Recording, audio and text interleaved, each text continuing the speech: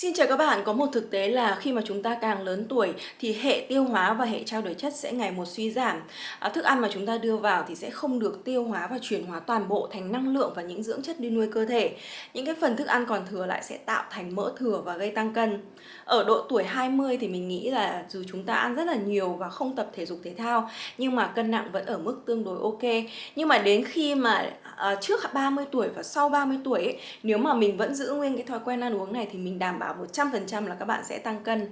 Mình đã trải qua cái giai đoạn này và mình đã tăng đến tận 8 cân, từ 48 cân lên đến 56 cân và mình giữ ở mức 56 cân trong một thời gian rất là dài. Mình thì là cái người mà, gọi là, thích, cái đẹp và muốn có cơ thể đẹp, nhưng mà mình lại rất là thích ẩm thực và mình muốn thưởng thức được tất cả những các cái món ăn ngon trên cuộc đời này.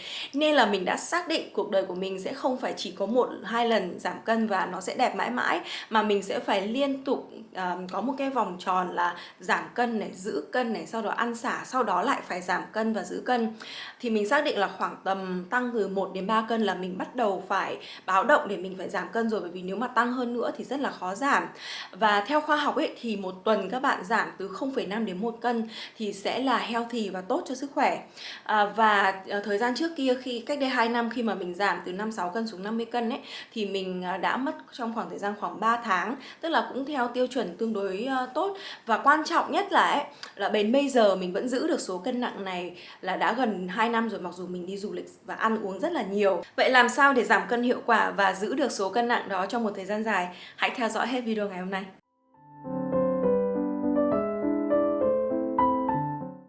Thứ nhất là điều mang tính quyết định, đó chính là việc chúng ta phải ăn ít lại, bởi vì hệ trao đổi chất và hệ tiêu hóa suy giảm thì mình không thể ăn nhiều như hồi xưa được. Và về cơ bản thì các bạn phải đảm bảo là cái lượng calo mình nạp vào sẽ không lớn hơn lượng calo mình tiêu thụ. Nói lý thuyết là như thế nhưng mà làm sao mà đo được lượng calo ra vào hàng ngày như nào, đúng không? Và mình làm một cái cách khác là mình cố gắng ăn không bao giờ mình cảm thấy no. Khi nào mình thấy lưng bụng mình thấy được khoảng 70-80% mình cảm nhận được rồi là mình dừng. Bởi vì khi các bạn mà đã ăn no rồi ấy, là có nghĩa là bị dư rồi. Và mình lấy dấu mốc là cái thời mà mình 56 cân ấy, thì mình sẽ có mục tiêu là mình sẽ ăn còn một nửa cái khối lượng mình ăn cái thời điểm đó thôi. Và mình giảm cái chuyện ăn của mình từ từ để cho cái dạ dày của mình nó thích nghi được, cho đến khi mà nó nhỏ lại thì các bạn có ăn ít một nửa đi thì các bạn cũng không cảm thấy đói hay là thèm ăn đâu. Và đến thời điểm hiện tại là so với cái thời điểm mình 56 cân là mình chỉ ăn khoảng 50% cái lượng thức ăn mình đưa vào thôi. Cái thứ hai mình xác định ấy là mình sẽ ăn low carb vĩnh viễn cả đời luôn. Vì như các bạn biết ấy thì đường và tinh bột sẽ là hai nhân tố chuyển hóa thành mỡ thừa và chất béo. Nếu các bạn muốn gọi là tăng cơ giảm mỡ thì có 3 thứ chắc chắn là phải cắt giảm triệt để và tối đa, đó chính là dầu mỡ, tinh bột và đường.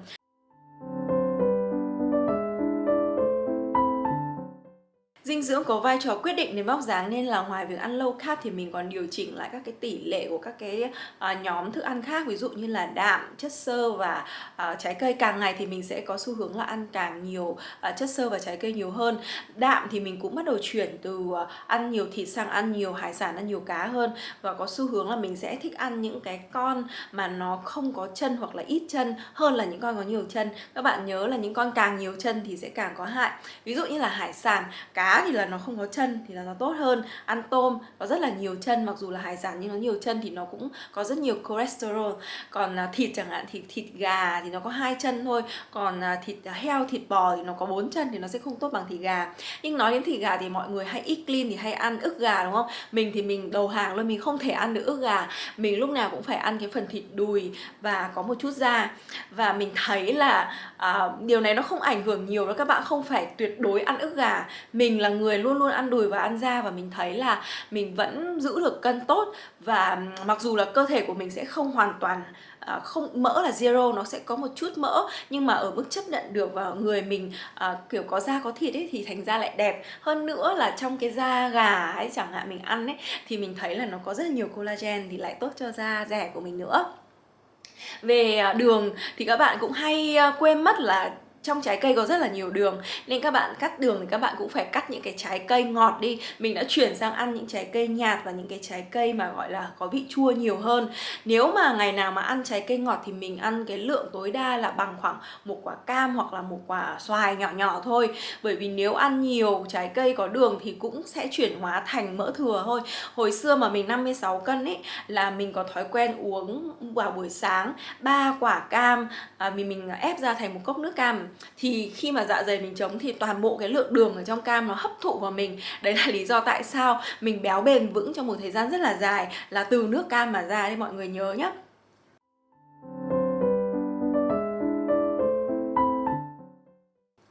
Cái điều thứ ba nữa là mình cũng xác định là mình sẽ theo cả cuộc đời, đó chính là việc tập thể dục thể thao. Bởi vì là khi mà mình trẻ thì mình có cơ rồi mình vận động nhiều thì mình sẽ đốt được nhiều calo, nhưng khi mình già đi thì cái cơ của mình sẽ bị mất đi này, mà cơ thì lại là cái nhân tố mà đốt calo rất tốt. Rồi bản thân mình già đi, yếu đi thì sẽ lười vận động, lười ra ngoài. Thế là cộng lại là mình sẽ càng ngày còn càng dư calo trên cơ thể và sẽ chắc chắn tăng cân nếu không vận động và không tập một bộ môn thể thao nào đó sau 30 tuổi. Và bộ môn thể thao mà mình chọn đó chính là chạy bộ, bởi vì mình nghĩ là đây là một hình thức cardio, bởi vì chỉ có cardio mới giúp các bạn có thể đốt được mỡ thừa thôi, còn những cái bài tập nhẹ nhẹ là không có đốt được mỡ, không đáng là bao nhiêu đâu. Và mình cảm thấy là chạy bộ thì nó tương đối là dễ tập, bởi vì là nó không đòi hỏi một cái kỹ thuật cao gì cả. Trong giai đoạn giảm cân ấy thì mình chạy khoảng tầm 4 đến 5 cây số một ngày, và một tuần mình chạy khoảng 5 đến 6 ngày. Mình còn thỉnh thoảng còn kết hợp thêm cả tập Pilates khoảng 30 phút sau khi chạy, thì để cho người có form hơn một chút. Còn khi mà mình đã bước vào giai đoạn giữ cân ấy thì mình sẽ chỉ chạy khoảng tầm 3 đến 4 km một ngày, và một tuần mình giảm xuống 3 đến 4 ngày một tuần, để cho mình không cảm thấy nó bị nặng quá, nó stress thì mình sẽ không được duy trì được lâu.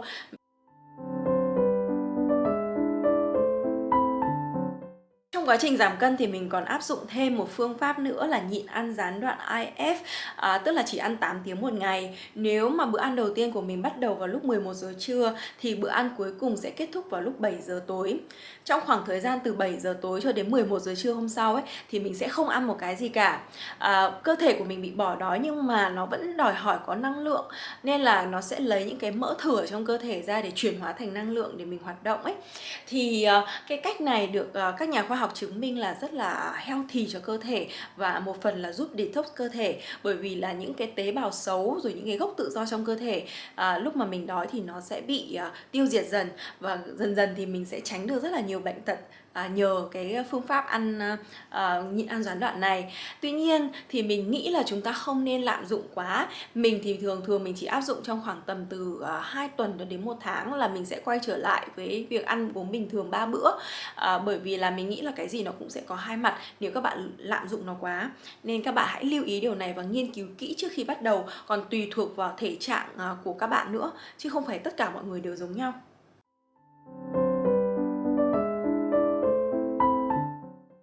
Tiếp đầu tiên, uống 6 đến 8 ly nước một ngày, bởi vì như các bạn biết là nước sẽ có tác dụng làm đầy dạ dày, tránh cho chúng ta có cảm giác đói hay là thèm ăn. Và quan trọng ấy là các bạn nên uống từ 1 đến 2 ly nước 1 tiếng trước bữa ăn. Như các bạn biết thì nước là tốt rồi, nhưng mà không phải uống nước thế nào cũng tốt đâu. Giống như là một cái cây ấy, nếu mà mình tưới nhiều quá hoặc là mình tưới vào lúc trưa nắng thì nó sẽ chết. Thì cơ thể mình cũng thế thôi, mình mà uống sai cách thì nó cũng chưa hoàn toàn là tốt. Và trong cái bữa ăn của mình ấy là một cái lúc mà mình không nên bổ sung nước trong bữa ăn và ngay sau bữa ăn. Nếu mà các bạn có uống nước thì chỉ nên uống tối đa là 1 cốc nước thôi, bởi vì là nếu uống nhiều nước thì sẽ làm loãng dịch vị dạ dày và làm ảnh hưởng đến hệ tiêu hóa của mình. Tiếp thứ hai là hãy ăn thực phẩm và uống đồ uống ấm cho đến nóng. Bởi vì nếu mình đưa thực phẩm lạnh vào trong cơ thể thì việc đầu tiên nó phải làm đó chính là hâm nóng thức ăn và đồ uống lên cho bằng với nhiệt độ cơ thể. Mà như vậy là nó sẽ bị gián đoạn cái quá trình tiêu hóa.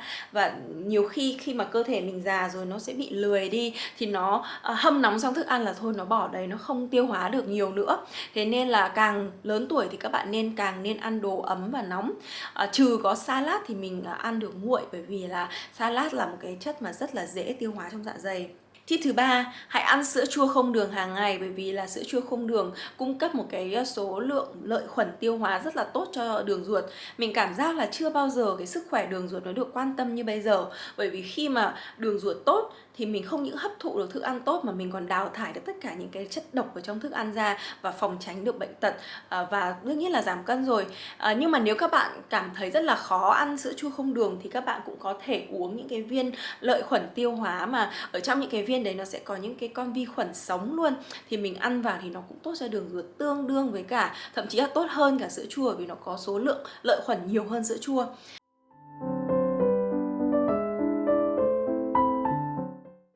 Tiếp theo là mình uống giấm táo hàng ngày.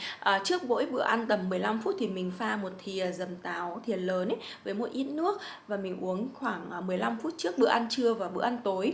Thì mình thấy là giấm táo có tác dụng giảm cân và giữ cân tốt, bởi vì là trong giấm táo có cái chất gọi là axit acetic, thì nó vừa có tác dụng là làm nhỏ các cái phân tử thức ăn ra để dạ dày dễ tiêu hóa hơn. Thứ hai nữa là nó chống lại các cái việc là chất béo bị hấp thụ vào trong cơ thể.